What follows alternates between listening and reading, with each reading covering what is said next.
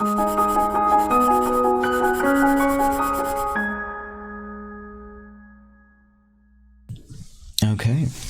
so this is a video series that I'm going to start. It's essentially giving back a little bit, doing some paintovers, giving some hints and tips and tricks to people who submit their work. I'm going to aim to do about 2 to 3 per video and see where that gets us.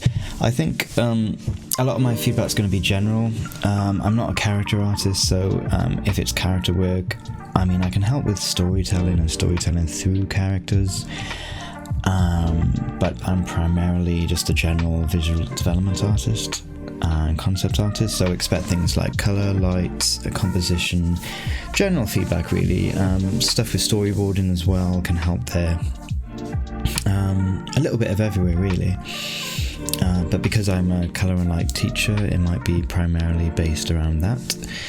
And if any of you have ever done any online classes and had feedback from lecturers online, especially the CGMA stuff, you might find this quite familiar. It's essentially one of those feedback videos on there with some hints and tips, hopefully along the way, that can help and spark some imagination and inspiration. Okay, let's jump into it. So the first one here is this one. It's nice, it's cool. Let's have a look. Now the first thing that springs out to me really though is that I'm going to duplicate it and flatten that down a little bit. Get my brush.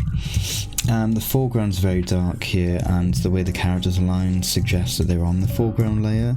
So if there's no light to illuminate the trees here, how are these guys so bright and so well lit? So I think that's the first thing that springs to mind. So I'm just going to really roughly and cheaply take these off the background.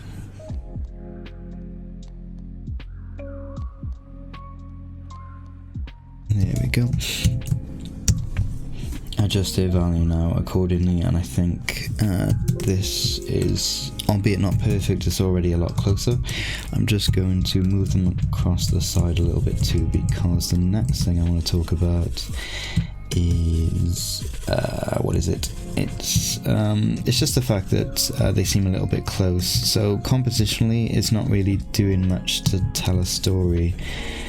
And I think that's the main thing with feedback like this, is that you can't really, you don't really know if something's just a really quick sketch.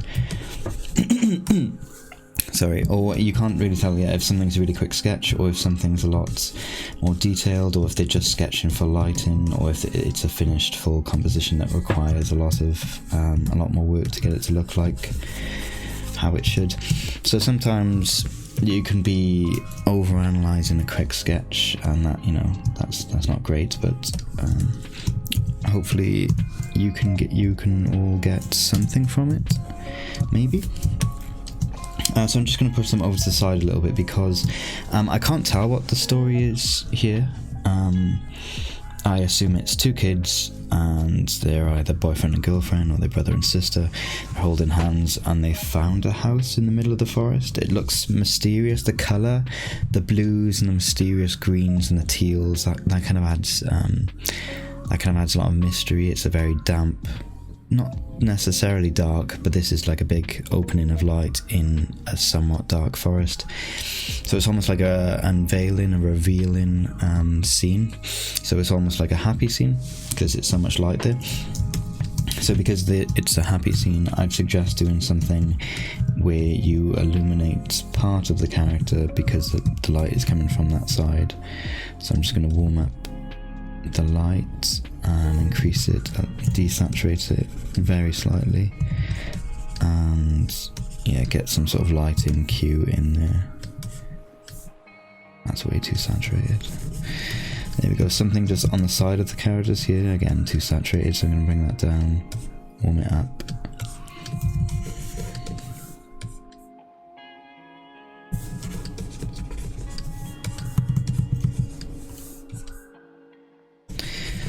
something like that. So I'm just sort of warming the edges. I'm adding a little rim light to them, so that adds a little bit of mystery to the characters as well, and that kind of goes hand in hand with the mystery of the piece, if that makes sense. So you can get some sort of detail from the characters. They don't have to be, you know, lacking detail here. It's just you know,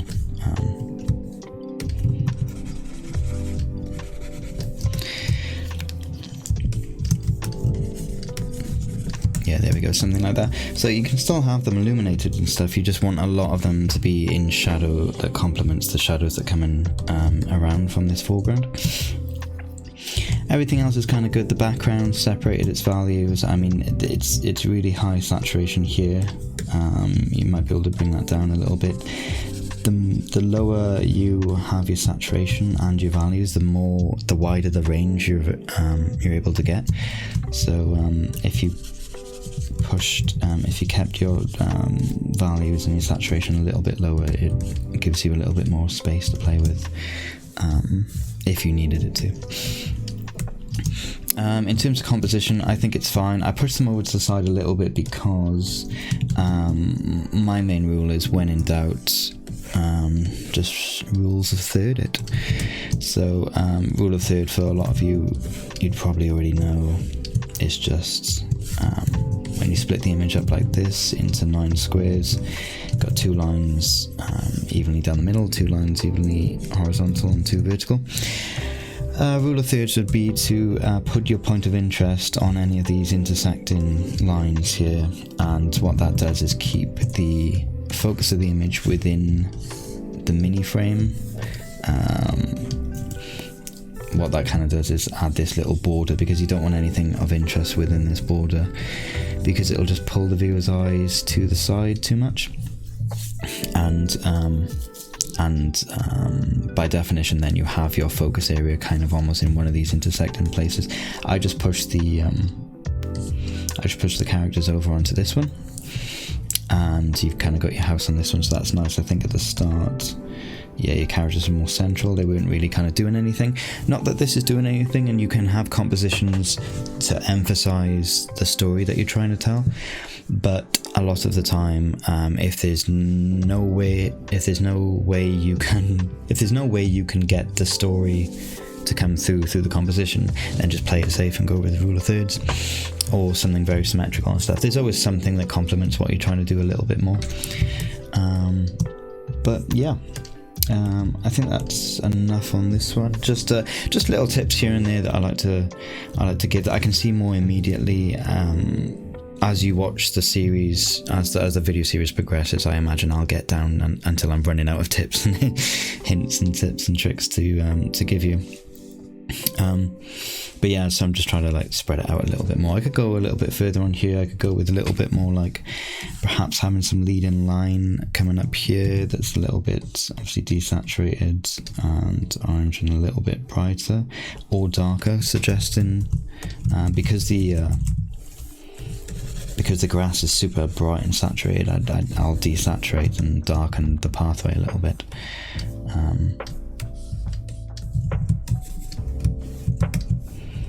So yeah, something like that. Remember to get that shadow in there as it's coming into the foreground, and then even here we can play a little bit with warming this up as it hits the brightest part. There we go, but it's still leading line, it still has these accents off it, and it kind of complements, especially if you bring it down over here, it kind of adds this leading line. So as a viewer, I would look at this, see the characters maybe first, because we go to faces really easily as viewers. We look for faces in things, so we'll go to this and then to that, but considering how bright this is, we're probably going to go here and then follow that line down to the other characters, because these are the 2 focus points, right? This is the most important thing. Everything else around is just scene setting and prop work and obviously colour to add to the emotion of the scene. But yeah, I think that's all for this one. But yeah, it's really nice. I really like it, and I hope that that helps a little bit. Okay, so Courtney's next. Let's have a look. I mean, it looks fine, it looks great. Characters look good. Line art is good, silhouettes are good, etc. Everything seems really nice. Values are pretty good too.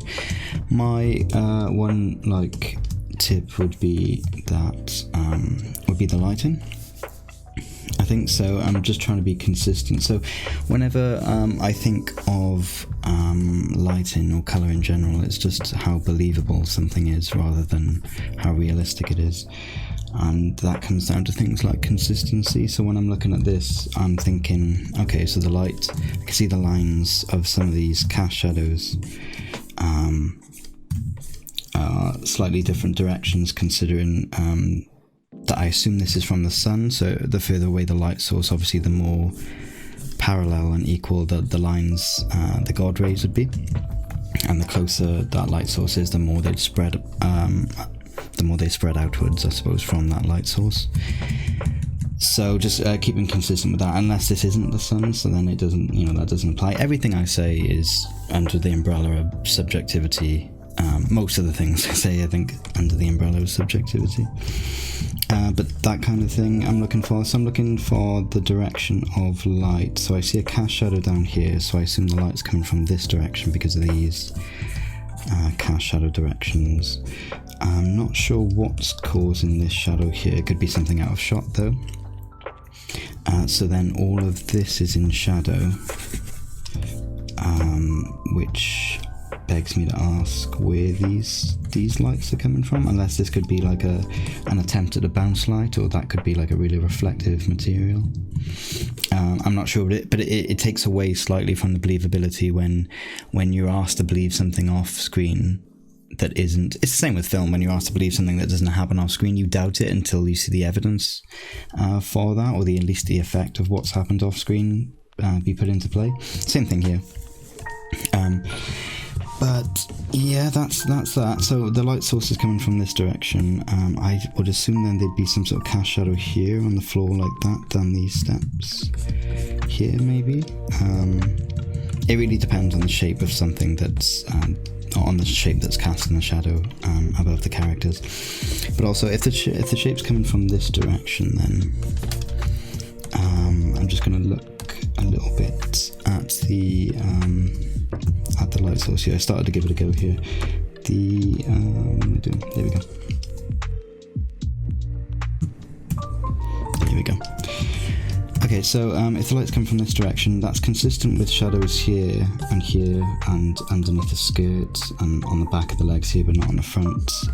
But then you do have shadow here, and I was wondering about this shadow on the top of on this side of the hat. So I think it's those subtle inconsistencies that will lead to like a lack of believability with your lighting, and therefore everything kind of breaks down from there. So if you keep that in the light, and if you cast everything else in your shadow color here, like it looks like it's a pretty direct south facing sun, so it'll cast like quite big quite long shadows on things that are on top of one another. You have it there really good. All of this side of the face I think would be in shadow, which is good, I suppose, because even if you're thinking it's just a character piece, the background and the lighting doesn't matter. Obviously lighting matters in all kinds of art, but it makes you think then about the believability of what you do. It makes you think, about the composition and the overall lighting within the scene, because now I assume you just wanted to highlight these two characters, but if this character's going to be cast in a sort of shadow, then it's different, isn't it? It applies. It's different for the character.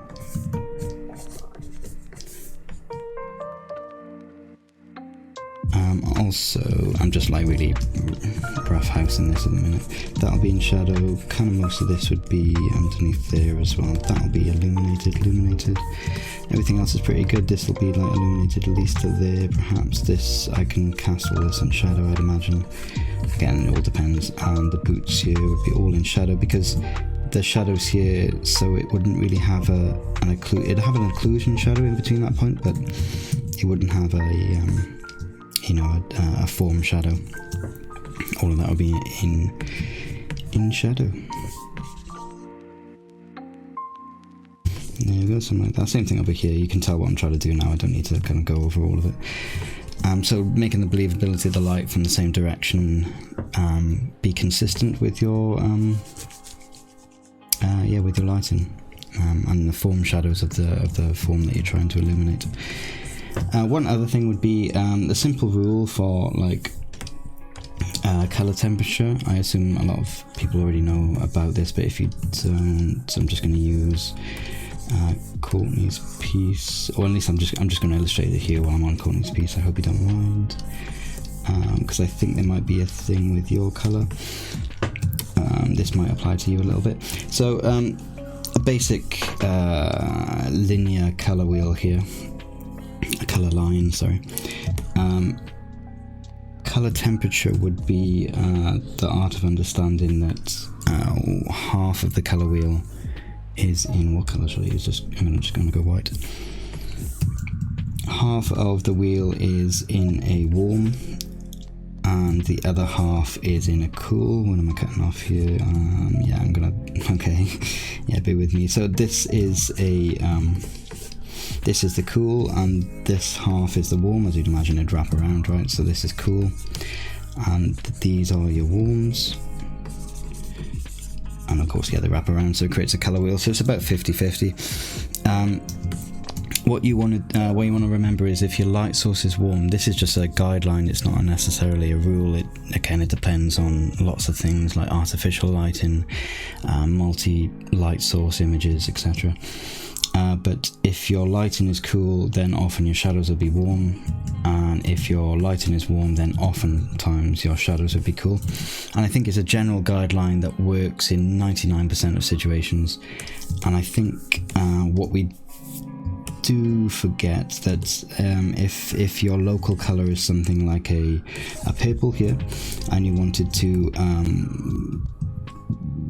bake some of it in lighting, so you wanted to highlight some of it, you wanted to make it light, you would push it towards a warm in either direction, really, as long as you're moving more towards warm than you are towards cool. If this is the midline of cool here, and say this is the midline of hot, then you'd go in this direction. Yeah, you'd go closer to the purple. Same thing applies for the warm then. If you wanted to cool it down, you'd go closer to this coldest of color in the middle here. And I think with your light source, if I can just grab it, your light is so your local color would be something like this down here. So this, your warmed up color is this, which is if you watch the hue, it moves into the warm, so that does make sense. And then your shadow color here is also moving into the warm, so you would benefit greatly, I think, from cooling down this shadow color.